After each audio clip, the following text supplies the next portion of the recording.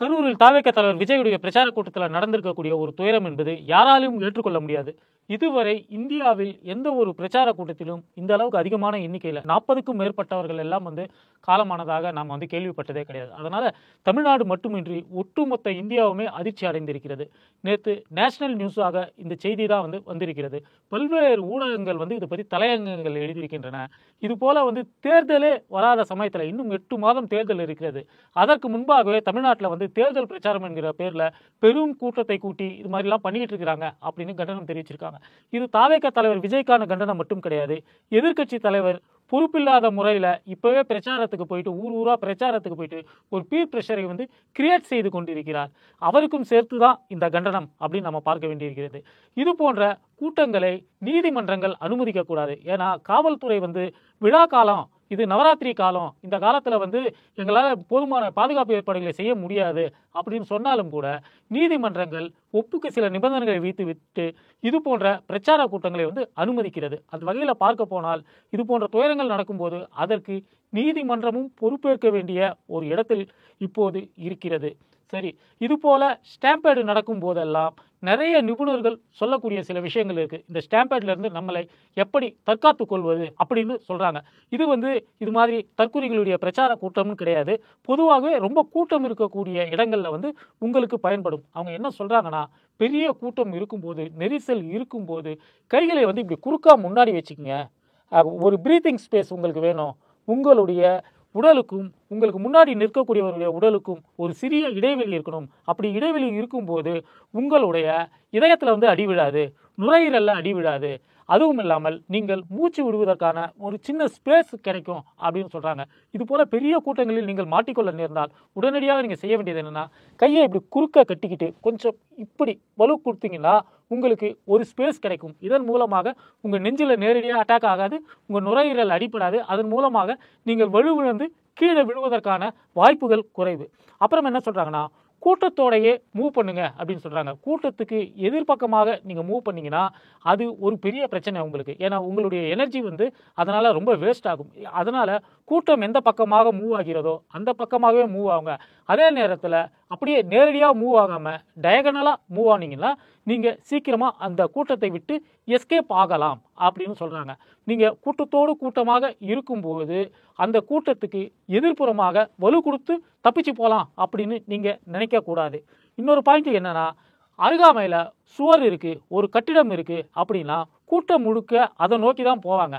அப்படி போகாமல் எது ஓப்பன் ஸ்பேஸு அப்படின்னு நீங்கள் பார்த்துட்டு எங்கே ஓப்பன் ஸ்பேஸாக இருக்குது, நிறைய கூட்டம் எஸ்கேப் ஆவதற்கான வழிகள் எங்கே அதிகமாக இருக்குது அப்படிங்கிற ஒரு இடத்த முன்னாடியே பார்த்துக்கணும். ஒரு கூட்டத்தில் நீங்கள் நிற்கிறீர்கள் என்னும்போது எப்போ வேண்டுமானாலும் ஸ்டாம்பேட் ஆகலாம். ஸ்டாம்பேட் ஆகுது மாதிரி ரொம்ப நெரிசல் ஆகுது அப்படின்றப்போ எல்லாருமே அருகில் இருக்கக்கூடிய கட்டடத்தையோ சுவரையோ நோக்கி தான் போவாங்க. அப்படி இல்லாமல் எங்கே ஸ்பேஸ் ஓப்பன் ஸ்பேஸ் இருக்குது அப்படிங்கிறத பார்த்துட்டு அதை நோக்கி நீங்கள் டயகனலாக மூவ் ஆகிறதா பெட்டர் அப்படின்னு சொல்கிறாங்க. கீழே மட்டும் விழுந்து விடவே கூடாது. அதனால உங்கள் லெக்கை நீங்கள் ரொம்ப ஸ்ட்ராங்காக கீழே வைக்கணும். கூட்டம் உங்களை தள்ளுகிறது அப்படின்றப்போ நீங்கள் பேலன்ஸ் இழந்து விடாமல் இருப்பதற்காக கால்களை நல்லா அகலமாக விரித்து கால்களில் ஒரு ஸ்ட்ரென்த்தை கிரியேட் பண்ணணும். அதன் மூலமாக நீங்கள் கீழே விழுந்து விடாமல் இருக்கணும். அதில் ரொம்ப ஜாக்கிரதையாக இருக்கணும். கால்களை அருகருகே வைத்து கொண்டிருந்தால் கீழே விழுவதற்கான வாய்ப்புகள் அதிகம், பேலன்ஸ் தடுமாறுவதற்கான வாய்ப்புகள் அதிகம். அதனால நீங்கள் ஒரு பேலன்ஸை உங்கள் கால்களால் உருவாக்கி கொள்ள வேண்டும். இப்போ விஜயுடைய கூட்டத்துக்கு வரவர்கள்லாம் டிவிகே தளபதி அப்படின்னு சொல்லிட்டு 2 மணி நேரம் 3 மணி நேரம் தொடர்ந்து கத்திக்கொண்டே இருக்கிறார்கள். இது போல கத்துவதன் மூலமாக உங்களுடைய எனர்ஜி வேஸ்ட் ஆகிறது, டீஹைட்ரேஷன் ஆகிறது, உங்களுக்கு தண்ணி தாகம் எடுக்கும், அந்த கூட்டத்தில் தண்ணி கிடைக்காது. இது போன்ற காரணங்களால உங்களுடைய உடல் அதோடைய வழக்கமான ஒரு சார்ஜில் இல்லாமல் கொஞ்சம் சார்ஜ் டவுன் ஆகிடும். இது போன்ற டைம்ல தான் நீங்க கீழே விழுவதற்கான வாய்ப்புகள் அதிகம். மேலும் உங்களுக்கு மூச்சு திணறல் ஏற்படுவதற்கான வாய்ப்புகள் அதிகம். அதனால பெரிய ஒரு கூட்டமாக இருக்கும்போது அந்த கூட்டத்தில் கத்தாம இருக்கிறது, சைலண்டாக இருக்கிறது அப்படிங்கிறது ரொம்ப முக்கியமான ஒரு விஷயம். கடைசியாக எக்ஸிட் பாயிண்டை கண்டறிய வேண்டும்.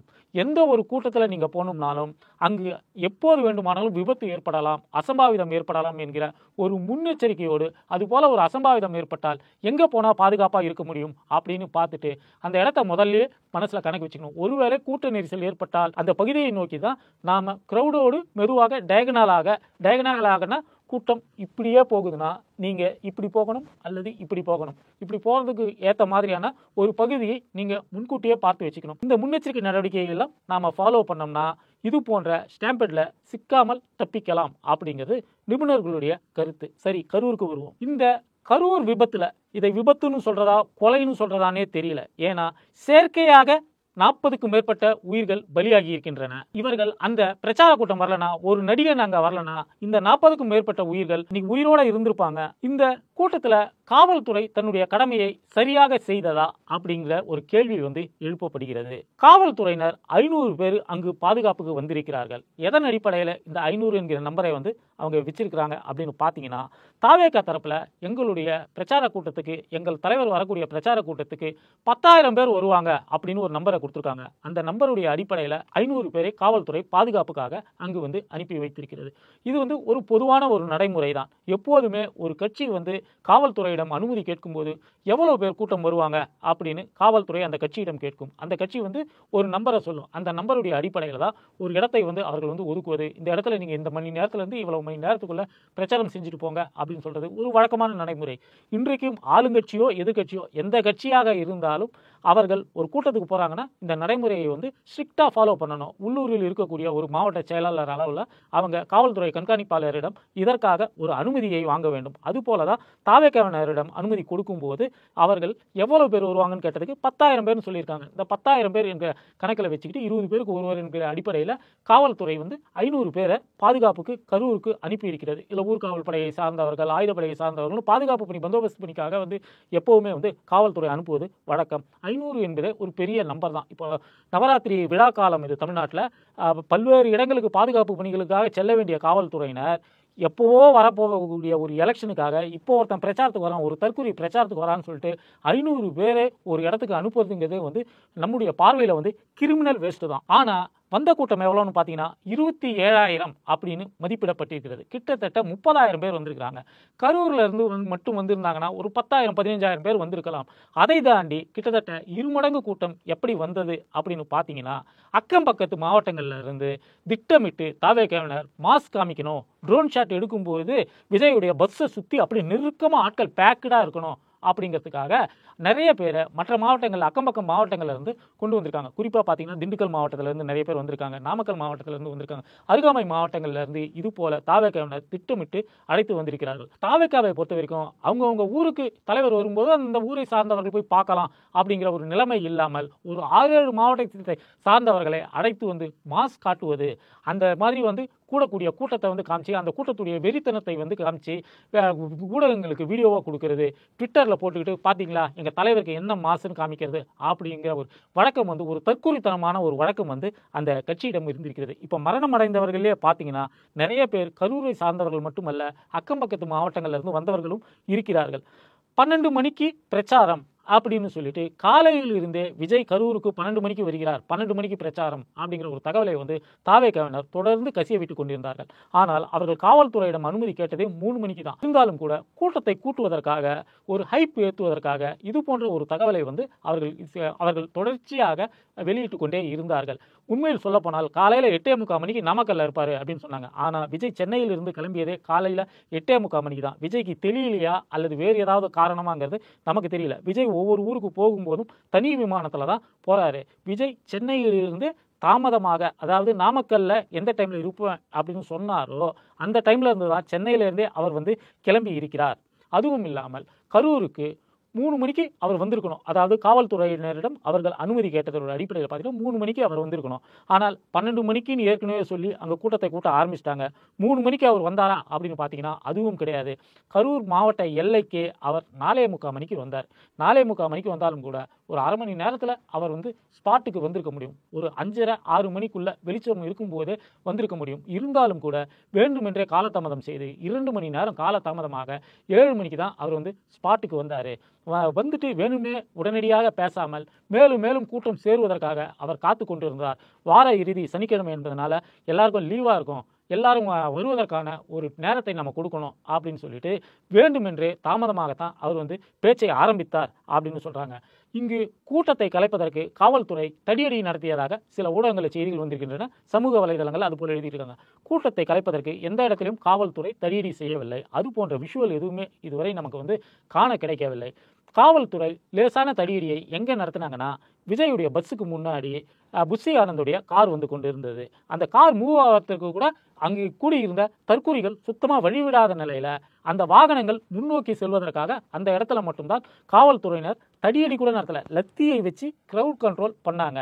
அந்த இடத்துலலாம் எந்த அசம்பாவிதமும் இல்லை. அதற்கு பிறகு விஜய் அந்த இடத்துல நின்று பேசக்கூடிய காட்சிகளை எல்லாம் நாம வந்து லைவ்லேயே கூட நேரடியாக பார்த்துருக்கிறோம். சில பேர் சொல்றாங்க காவல்துறை அங்க 20,000 பேரை குவிச்சிருக்கணும், அங்க 30,000 பேரை குவிச்சிருக்கணும் அப்படின்னு சொல்றாங்க. எதனுடைய அடிப்படையில் இது மாதிரி சொல்றாங்கன்னு தெரியல. இன்னும் தேர்தல் கூட இங்கே வந்து அறிவிக்கப்படவில்லை. அடுத்த ஆண்டு ஏப்ரல் மாதம் தேர்தல் நடைபெற போகிறது. அப்படி இருக்கும்போது 8 மாதத்துக்கு முன்னாடியே ஒருத்தன் வாரம் சனிக்கிழமை ஆச்சுன்னா கிளம்பி வந்துடுவான். அவன் போகிற இடத்துக்கெல்லாம் 20,000 30,000 போலீஸை வந்து அனுப்பணும் அப்படிங்கிறது ஒரு அரசாங்கத்துக்கு சாத்தியமான ஒரு விஷயமா அப்படின்னு நம்ம யோசிச்சு பார்க்கணும். விஜயை காவல் காப்பதற்கு தான் காவல்துறை என்ற ஒன்று உருவாக்கப்பட்டிருக்கிறதா?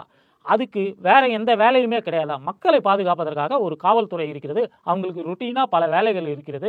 அதை தாண்டி ஏதாவது அரசியல் தலைவர்கள் எல்லாமே வரும்போது பாதுகாப்புக்காக பந்தோபஸ்து பணிக்காக சில பேரை வந்து அனுப்புவாங்க. அதை விட்டுட்டு வாரம் இவன் வருவானா, வாரம் ஒவ்வொரு இடத்துக்கும் 20,000 30,000 போலீஸை வந்து அனுப்பிச்சிக்கிட்டே இருக்கணுமா? இந்த தற்கொலை ட்ரெண்டுக்கு விஜய் மட்டுமே காரணம் கிடையாது. ஏன்னா விஜய் கட்சி ஆரம்பிச்சு இது போல தமிழ்நாடு முழுக்க சுற்றுப்பயணம் போகிறான் அப்படின்னு தெரிஞ்சதுமே அதுக்கு முன்னாடி எடப்பாடி முந்திக்கிட்டாப்ல.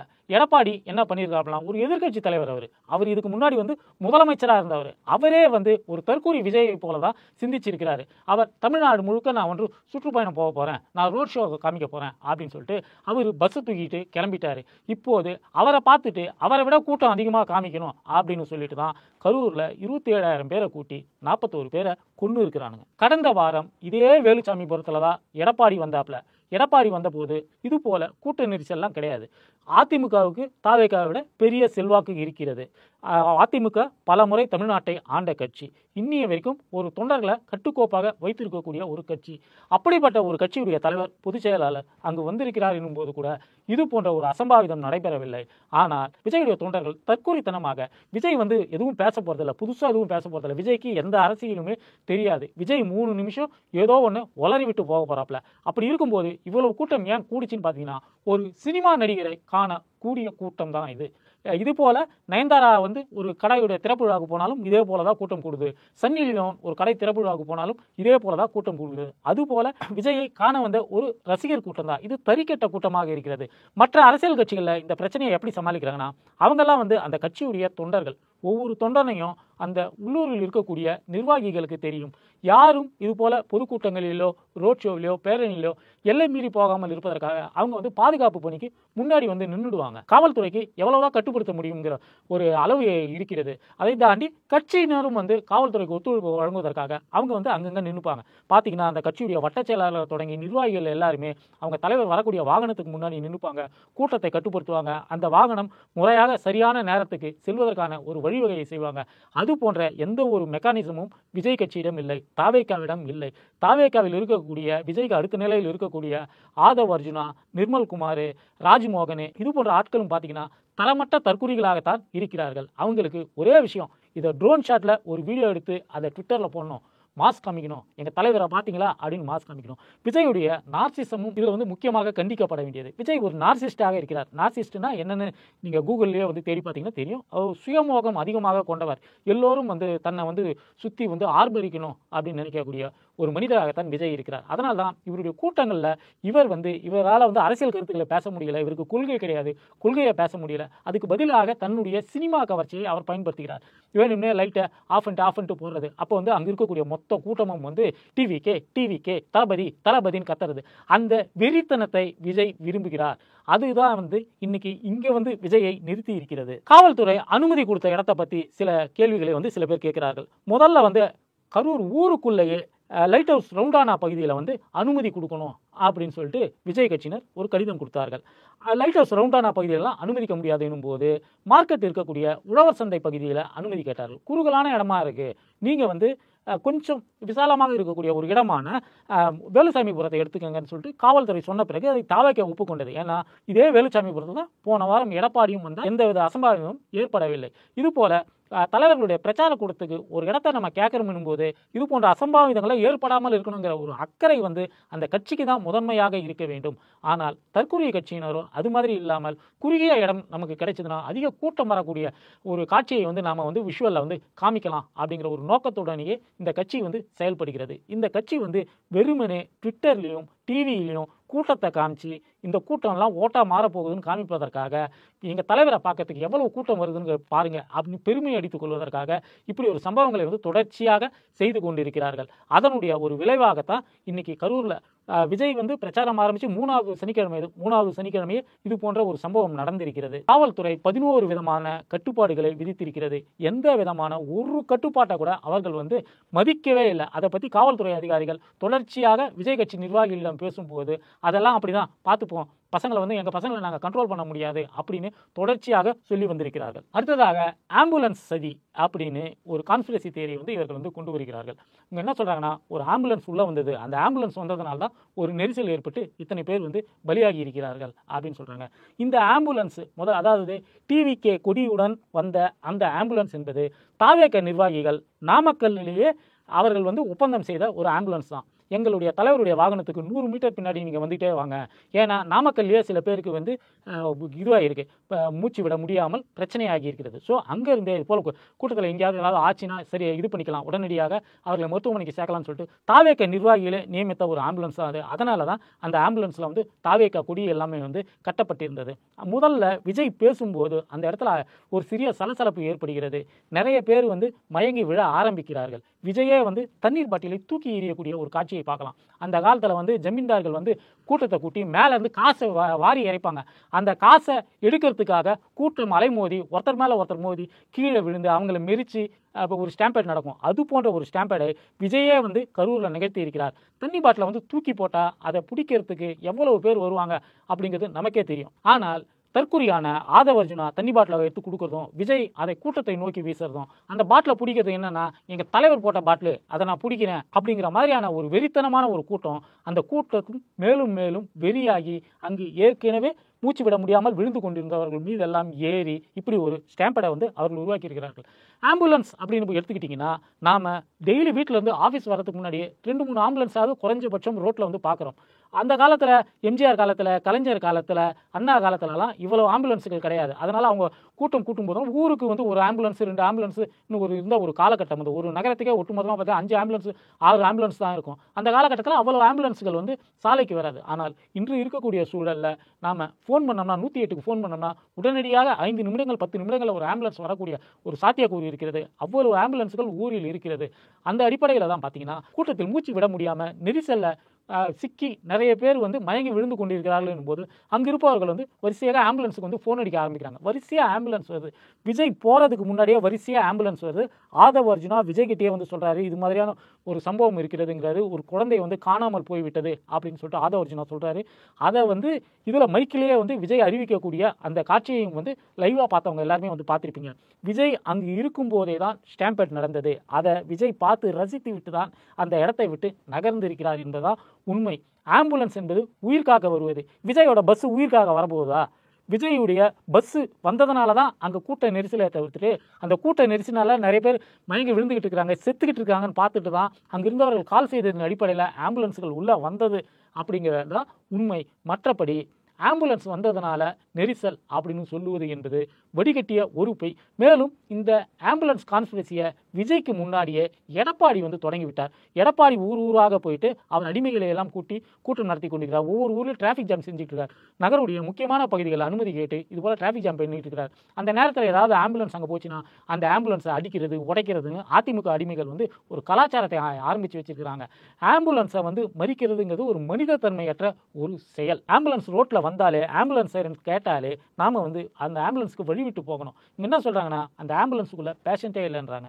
பேஷண்ட்டை பிக்கப் பண்ண போகக்கூடிய ஒரு ஆம்புலன்ஸில் எப்படி பேஷண்ட் இருப்பாங்க அப்படிங்கிற ஒரு சாதாரண லாஜிக் கூட தெரியாத அடிமைகளாக, தற்குறிகளாக இந்த பொறுக்கிகள் இருக்கிறார்கள். ஆம்புலன்ஸை கூட அரசியலுக்கு பயன்படுத்துகிறோமேங்கிற ஒரு சின்ன குற்ற உணர்ச்சி கூட இல்லாமல் எடப்பாடி என்கிற அடிமையும் விஜய் என்கிற தற்குறியும் இருக்கிறான் அப்படிங்கிறது ரொம்ப ரொம்ப கவலை கொள்ள வைக்கக்கூடிய ஒரு கண்டிஷனாக இருக்குது. கல்வீச்சு நடந்தது அப்படின்னு சொல்லிட்டு சில பேர் சொல்கிறாங்க. அங்கே வந்து கல்வீச்சு எதுவும் நடந்ததாக நாம் பார்த்த விஷுவலில் எதுவுமே கிடையாது.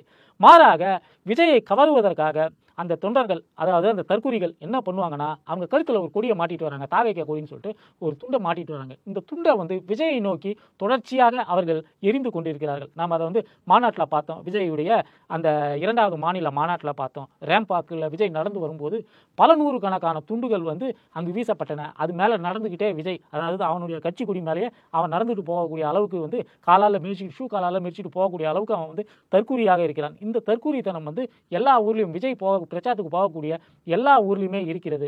இங்கே வந்து இது போல் வந்து துண்டுகளை வீசும்போது அங்கே இருக்கக்கூடிய செக்யூரிட்டிகள் வந்து இந்த துண்டெல்லாம் போடாதீங்க, தலைவருக்கு அடிக்கடி பற்ற போகுதுன்னு சொல்லிட்டு அந்த துண்டுகளை எல்லாம் ரெஸ்ட்ரிக்ட் பண்ணுகிறார்கள்.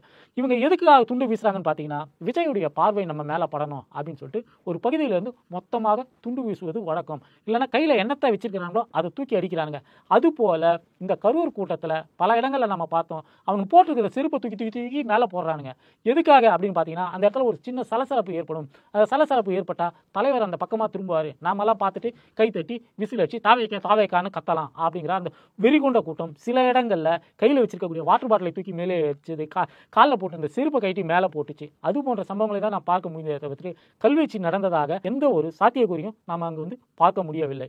மின்வெட்டு நடந்ததா அப்படின்னு கேட்குறாங்க. மின்வெட்டு நடந்ததான்னு பார்த்தீங்கன்னா, சாயங்காலத்தில் இருந்து 2-3 முறை வந்து ரொம்ப ஷார்ட்டான டைமில் மின்வெட்டு நடந்திருக்கிறது. அதுக்கு என்ன காரணம்னா, அருகில் இருந்த டிரான்ஸ்ஃபார்மர் மேலே இந்த தற்குறி அணில்கள் ஏறுவதற்கு முயற்சித்து இருக்கிறார்கள்.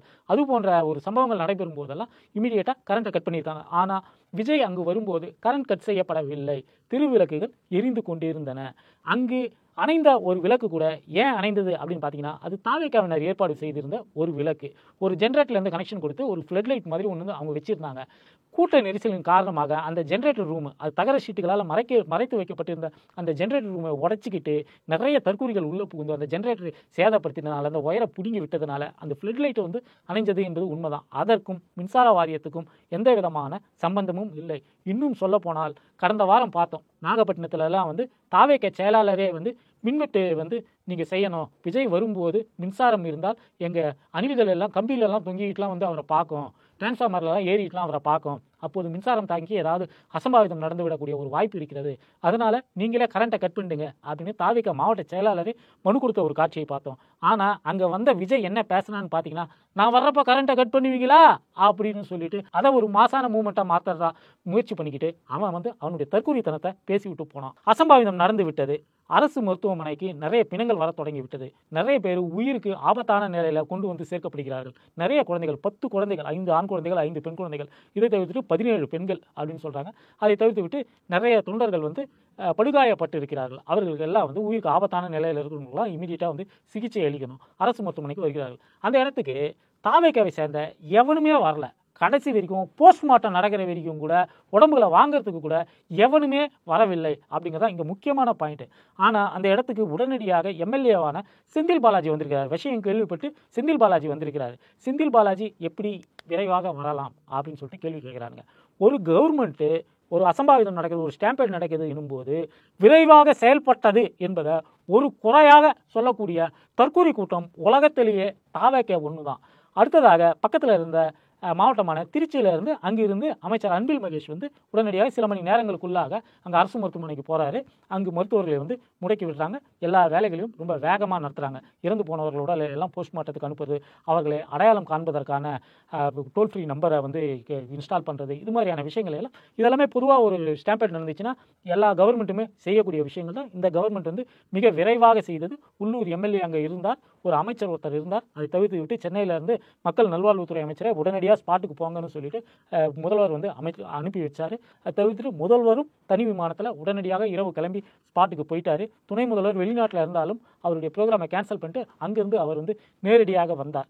வேறு எந்த மாநிலத்தில் இது போன்ற சம்பவங்கள் நடந்திருந்தாலும் அந்த அரசாங்கம் வந்து வெகுவாக பாராட்டப்பட்டிருக்கும். இவ்வளவு விரைவான நடவடிக்கைகளை நீங்கள் எடுத்திருக்கீங்க, அரசியல் காழ்ப்புணர்ச்சி இல்லாமல் எடுத்திருக்கீங்க அப்படின்னு சொல்லிட்டு எல்லாரும் பாராட்டியிருப்பாங்க. ஆனால் இந்த தற்கொலை நாய்கள் என்ன கேட்குது அப்படின்னு பார்த்தீங்கன்னா, எப்படி நீங்கள் வந்து நடவடிக்கை எடுக்கலாம், நாங்கள் தான் அங்கேயே வரலையே, நாங்களே வராத இடத்துக்கு நீங்கள் எப்படி வரலாம், நீங்கள் எப்படி வந்து உயிர்களை காப்பாற்றலாம் அப்படிங்கிற ஒரு கேள்வியை வந்து இவர்கள் எல்லாம் கேட்கிறார்கள் என்றால், இவர்கள் எல்லாம் மனிதர்கள் தானா அல்லது குரங்காக இருந்து அதே பரிணாமத்தில் இன்னமும் இருப்பவங்களா அப்படிங்கிற ஒரு கேள்வி தான் நமக்கு எழுகிறது. கரூரில் கலைஞர் அறிவாலயம் இருக்கிறது. கலைஞர் அறிவாலயம் என்பது திமுக அலுவலகம். அந்த அலுவலகத்தில் தான் மாவட்ட செயலாளர் எப்போவுமே இருப்பார். இது மாதிரியான ஒரு சம்பவம் நடந்து போச்சு, நிறைய பேர் ஹாஸ்பிட்டலுக்கு போயிட்டு இருக்காங்கன்னு போது உடனடியாக அருகிலே இருந்த அமராவதி ஹாஸ்பிட்டலுக்கு அவர் வந்து போயிருக்கிறார். அது ஒரு தனியார் மருத்துவமனை. அந்த மருத்துவமனையில் நிறைய கேசஸ் வந்துட்டு இருக்கு அப்படின்னு பார்த்துங்க. இப்போ அரசு மருத்துவமனைக்கு எவ்வளோ கேசஸ் வந்திருக்குமோன்னு சொல்லிட்டு பதறி அடிச்சுக்கிட்டு அவர் வந்து அரசு மருத்துவமனைக்கு போயிருக்கிறார். உள்ளூரில் இருக்கக்கூடிய எம்எல்ஏ அவர் வந்து உடனடியாக செயல்பட்டு இருக்கிறார்னா அதை பாராட்ட வேண்டுமே தவிர்த்துட்டு அதில் ஒரு கான்ஸ்பிரசியை கிரியேட் பண்ணுறானுங்கன்னா இவனுங்களை எல்லாம் பெத்தாங்களா இல்லைனா வேற ஏதாவது பண்ணி செஞ்சாங்களா அப்படிங்கிற சந்தேகம் தான் நமக்கு வருகிறது. இவர்கள் நியாயமாக யாரை கேள்வி கேட்க வேண்டும்? விஜயை பார்க்க வந்து தான் 41 பேர் செத்துருக்கான். அப்படி இருக்கும்போது அவர்களுடைய துக்கத்தில் உடனடியாக பங்கேற்று இருக்க வேண்டிய விஜய் ஏன் திருச்சிக்கு ஓடினான்? திருச்சியிலேருந்து தனி விமானத்தில் ஏன் சென்னைக்கு வந்தான்? சென்னைக்கு வந்து கூட இங்கும் பத்திரிகையாளர்களை சந்திக்காமல் எதுக்கு நீலாங்கரைக்கு போனான்? நீலாங்கரை வீட்டில் 34 மணி நேரமாக முட்டை வைத்து கொண்டிருந்தானா அப்படிங்கிற ஒரு கேள்வியை தான் நியாயமாக கேட்கணும். சரி, விஜய் தான் ஒரு தற்கொலை பையன், வந்தான் கொன்னான் போனான். விஜய்க்கு அடுத்த நிலையில் இருக்கக்கூடிய பொதுச் செயலாளரான புஷி ஆனந்த் முட்டைக்கு சவரம் செஞ்சு கொண்டிருந்தாரா? ஆதவ் அர்ஜுனன் எங்கே போனான்? எவனுமே தாவேக்காவில் டாப்ல இருந்து கீழே பாட்டம்ல மாவட்ட நிர்வாகம் வரைக்கும் இருக்கக்கூடிய எவனையுமே அரசு மருத்துவமனையில் காணப்படலை. உங்கள் கூட்டத்தால் தான் இந்த விபரீதம் நிகழ்ந்தது. செத்தவனுங்க உங்கள் கட்சிக்காரனுங்க, உங்கள் தலைவருடைய ரசிகர்கள். அப்படி இருக்கும்போது அவர்களுக்கு ஒரு துக்கம். அவர்கள் வந்து ஹாஸ்பிட்டலில் இருக்காங்க, நிறைய பேர் மரணம் அடைஞ்சிருக்கிறாங்க, நிறைய பேர் படுகாயப்பட்டு சீரியஸான நிலைமையில் இருக்காங்க. இன்னும் கூட 10க்கும் மேற்பட்டவர்கள் கவலைக்கிடமாகத்தான் கரூர் மருத்துவமனையில் இருப்பதாக தகவல்கள் வந்து கொண்டிருக்கிறது. அப்படி இருக்கும்போது எந்த தாவேக்க காரணம் உடனடியாக இவர்களுடைய துயரை தீர்ப்பதற்காக அரசு மருத்துவமனைக்கோ தனியார் மருத்துவமனைக்கோ எங்கேயுமே வரலையா? எங்கே போனானுங்க அவனுங்க எல்லாம்? ஏன் திருச்சியில் பத்திரிகையாளர்களை பார்த்துட்டு என் இதயம் நொறுங்கி போய்விட்டதுன்னு சொல்கிறதுக்கு கூட விஜயை தடுத்தது எது அப்படிங்கிற ஒரு கேள்வி தான் இங்கே வந்து நமக்கு வந்து முக்கியமாக கேட்கப்பட வேண்டிய ஒரு கேள்வியாக இருக்கிறது. விஜய் ஏன் பத்திரிகையாளர்களை சந்திக்க மறுத்தார்? வெளியில் நடக்கக்கூடிய தகவல்கள் எல்லாம் வேறு மாதிரியாக இருக்கிறது. விஜய் வந்து பத்திரிகையாளர்களை சந்திக்கக்கூடிய மனநிலை மட்டும் கிடையாது, சந்திக்கக்கூடிய நிலையிலேயே இல்லை அப்படின்னு சொல்கிறாங்க. அப்படி இருக்கும்போது இவனை ஒரு தலைவனாக ஏற்றுக்கிட்டு இவனை பார்க்க போயிட்டு 41 பேர் அநியாயமாக செத்துட்டாங்களே, அதில் குழந்தைகள் 10 பேர் செத்துட்டாங்களே என்பதுதான் வைரேறிய வைக்கக்கூடிய ஒரு சமாச்சாரமாக இருக்கிறது. இப்போது சில பத்திரிகை ஆட்களுக்கும் இன்ஃப்ளூயன்சர்களுக்கும் காசு கொடுத்து ஆதவ் அர்ஜுனன் என்ன சொல்ல வைக்கிறான்னா, விஜய் வந்து திருச்சிக்கு போகும்போதே இந்த தகவலை சொன்னாங்க. விஜய் வந்து உடனடியாக கரூர் மருத்துவமனைக்கு போயிட்டு நான் என்னுடைய தொண்டர்களுடன் சோகத்தில் வந்து பங்கேற்க விரும்புகிறேன் அப்படின்னு சொன்னார். உடனடியாக அவர்கிட்ட வந்து காவல்துறையினர் வந்து நீங்கள் வந்தீங்கன்னா திருப்பி பெரிய கூட்டம் நடந்துடும், அந்த கூட்டத்தினால மறுபடியும் ஒரு ஸ்டாம்பேட் ஆகிடும், அதனால் நீங்கள் வராதிங்க, நீங்கள் ஊருக்கு போயிடுங்க, நீங்கள் மெட்ராஸுக்கு போயிட்டு அங்கேயே போயிட்டு நீலாங்கரை வீட்டில் உட்காந்துட்டு முட்டை வச்சுக்கிட்டு இருங்க, இங்கே நாங்கள் எல்லாத்தையும் பார்த்துக்குறோம் அப்படின்னு சொன்னாங்க. அப்படின்னு சொல்லிட்டு சில கான்ஸ்பிரசி தியரிஸை வந்து கிரியேட் பண்ணிட்டு இருக்காங்க. விஜய் யாரை தொடர்பு கொண்டார்? விஜய் வரக்கூடாதுன்னு யாரு சொன்னாங்க? பேர் இருக்கும் இல்லை, அட்லீஸ்ட் பேர் இல்லைன்னா கூட பதவி இருக்கும் இல்லை. காவல்துறையிலேருந்து சொன்னாங்க, அரசு நிர்வாகத்திலேருந்து சொன்னாங்க, கலெக்டர் ஆஃபீஸ்லேருந்து சொன்னாங்க, கலெக்டர் சொன்னார், வட்டாட்சியர் சொன்னார், ஏதோ ஒன்று இருக்கும் இல்லை. யாருன்னு சொல்லு. அரசாங்கம் நடவடிக்கை இருக்கும் இல்லை. அரசாங்கம் ஒரு நபர் ஆணையம் வச்சிருக்கு. ஒரு நபர் ஆணையம் வச்ச அரசாங்கம் இதை வந்து கேள்வி கேட்கும் இல்லை. ஆனால் உன்னால் அப்படி எதுவுமே சொல்ல முடியல. ஆனால் விஜய் ஏன் வரலன்னு சொல்லிட்டு மக்கள் கேள்வி கேட்கக்கூடாதுன்னு சொல்லிட்டு விஜய் வரதா தான் இருந்தார், ஆனால் வர வேணாம், நீங்கள் வந்தால் அதனால் நிறைய கூட்டம் கூடும்னு தடுத்துட்டாங்க அப்படின்னு சொல்லிட்டு ஒரு சப்பக்கட்டு கட்டிக்கிட்டு இருக்கிறானுங்க. இவனுங்களாம் சோத்தை தான் திங்கிறானுங்களா இல்லை இவனுங்க சோத்தை கழிஞ்சதை இவனுங்களே எடுத்து திங்கிறானுங்களா அப்படிங்கிற ஒரு கேள்வி தான் நமக்கு எழுகிறது. அடுத்ததா எவிடன்ஸ் கதின்னு ஒருத்தன் மதுரையில் ஒருத்தன் இருக்கிறான். எந்த ஒரு இடத்துல இழவு விழுந்தாலும் நேராக போய் செத்தவன் என்ன சாதி அப்படின்னு பார்த்துட்டு அதை வச்சு ஒரு சாதி கலவரத்தை உருவாக்க முடியுமான்னு பார்க்கக்கூடிய ஒரு பொறுக்கி. அந்த பொறுக்கி வந்து என்ன சொல்கிறான்னா, 6 மணிக்கு மேலே அரசு மருத்துவமனையில் போஸ்ட்மார்ட்டமே பண்ண மாட்டாங்க. அப்படி இருக்கும்போது இவங்களுக்கெல்லாம் போஸ்ட்மார்ட்டம் பண்ணி காலையிலே பாடியை கொடுத்துட்டாங்களே, இதில் என்ன சதி திட்டம் இருக்கிறது அப்படின்னு சொல்லிட்டு ஒரு கேள்வி கேட்டிருக்கான். அவன் கேட்ட அந்த கேள்வி எடுத்துக்கிட்டு தாவேக தற்கூரிகள் இப்போ என்ன சொல்கிறாங்கன்னா, முறையான மருத்துவர்கள் தான் போஸ்ட்மார்ட்டம் செய்தார்களா அப்படிங்கிற ஒரு கேள்வியை கேட்குறான். அதாவது உடல் கூராய்வுங்கிறது மாலை, அதாவது ஆஃப்டர் சன்செட்டு பிஃபோர் சன்ரைஸ் செய்ய மாட்டாங்க, மாலை 6 மணிக்கு பிறகு செய்ய மாட்டாங்க. ஆனால் இந்த வழக்கை பொறுத்தவரையில் ஒரே இரவில் கிட்டத்தட்ட ஒரு 39 பேருக்கு அவங்க உடல் கூராய்வு செஞ்சுருக்காங்க.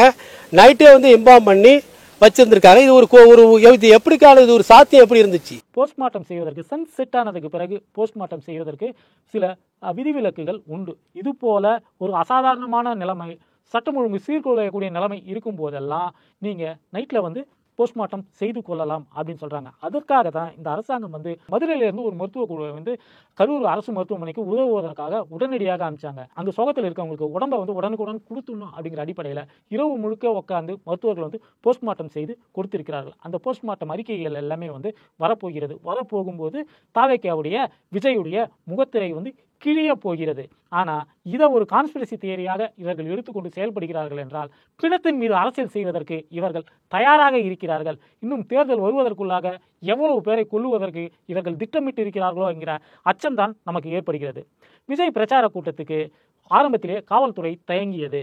விஜய் போகிற இடங்கள்லாம் கூட்டம் வந்து கூட தான் செய்யும். ஒரு சினிமா நடிகர் யார் போனாலும் கூட்டம் கூட தான் செய்யும். அந்த காலத்தில் தயிர்வட தேசியம் ரோட்டில் போனப்போ கூட ஒரு 20 பேர் கூடி அவர்கிட்ட வந்து பேசுவது என்பது வழக்கமாக இருந்தது. விஜய் வந்து சினிமாவில் ஒரு உச்ச நட்சத்திரம் தான். அப்படி இருக்கும்போது அவர் போகும்போது கூட்டம் வரதான் செய்யும். அவர் கூட்டத்தில் இது மாதிரியான அசம்பாவிதம் ஏற்பட்டு விடுமோ என்கிற ஒரு நிலையில தான் காவல்துறை வந்து நிபந்தனைகளை விதிக்கிறது. அந்த நிபந்தனைகளை தூக்கிட்டு இவங்க கோர்ட்டுக்கு போயிட்டு கோர்ட்டு மூலமாக அனுமதி வாங்கி ஒவ்வொரு கூட்டத்தையும் வந்து நடத்துகிறார்கள். கோர்ட்டும் சில நிபந்தனைகளை விதித்து இந்த நிபந்தனைகள் அடிப்படையில் நீங்கள் பிரச்சார கூட்டத்தை நடத்திக்கிங்க அப்படின்னு சொல்லுது. இப்படி ஒரு விபரீதம் நிகழ்ந்திருக்கிறது. இதற்கு தாவேக்கா மட்டும்தான் பொறுப்பேற்க வேண்டுமா? அவங்களுக்கு அனுமதி கொடுத்தவங்களும் சேர்த்து பொறுப்பேற்க வேண்டுமா? ஏதேதோ கேஸெல்லாம் சூமோட்டோவாக விசாரிக்கக்கூடிய நீதிமன்றம் 41 பேர் செத்து போயிட்டாங்க. இதை சூமோட்டோவாக எடுத்து விசாரிக்குமா? நாங்கள் இவ்வளோ நிபந்தனைகளை விதித்தோம், மரத்தில் ஏறக்கூடாது, வாகனங்களுக்கு பின்னாடி வந்து ஹெல்மெட்டு போடாமல் சீட் பெல்ட் போடாமல் ஆபத்தான முறையில் பயணம் செஞ்சு விஜய்க்கு பின்னாடி வரக்கூடாதுன்னெலாம் நாங்கள் நிபந்தனைகள் விதித்தோமே, இந்த நிபந்தனைகள் எல்லாம் நீங்கள் ஏன் கடைப்பிடிக்கல, 3 வாரமாக கடைப்பிடிக்கல அப்படின்னு சொல்லிட்டு தாவேக்காவை பார்த்து நீதிமன்றம் கேட்குமா அப்படிங்கிறதெல்லாம் நமக்கு தெரியவில்லை. இன்னும் தொடர்ச்சியாக விஜய் இதே போல கொலைகார பிரச்சார கூட்டங்களை நடத்துவாரா? அதற்கும் நீதிமன்றம் அனுமதி அளிக்குமா என்பதெல்லாம் வந்து $1 பில்லியன் கேள்விகளாக இருக்கிறது. விஜயுடைய PR டீம் கிட்ட அடுத்த வார ப்ரோக்ராம் என்ன அப்படின்னு கேட்டால் அவர் கோயம்புத்தூர், நீலகிரி, மேட்டுப்பாளையத்தில் வந்து நடத்த போகிறாரு அப்படின்னு தான் அவர்கள் பதில் கொடுத்திருக்கிறார்கள்.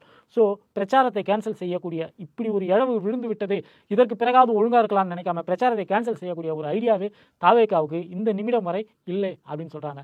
இப்போது விஜய் மீது இது வந்து ஒரு வழக்காக மாறுமா அப்படின்னு பார்த்தீங்கன்னா, காவல்துறை போட்டு இருக்கக்கூடிய வழக்கில் பார்த்தீங்கன்னா கரூர் மாவட்ட செயலாளர், கரூர் தாவேக்கா நிர்வாகிகள், தாவேக்காவுடைய பொதுச் செயலாளரான புஷி ஆனந்த், இது அப்புறமா தாவேக்காவுடைய துணை பொதுச் செயலாளரான நிர்மல்குமார், இவர்கள் மீது தான் வந்து வழக்கு போட்டிருக்கிறார்கள். விஜய் மீது வழக்கு போடவில்லை.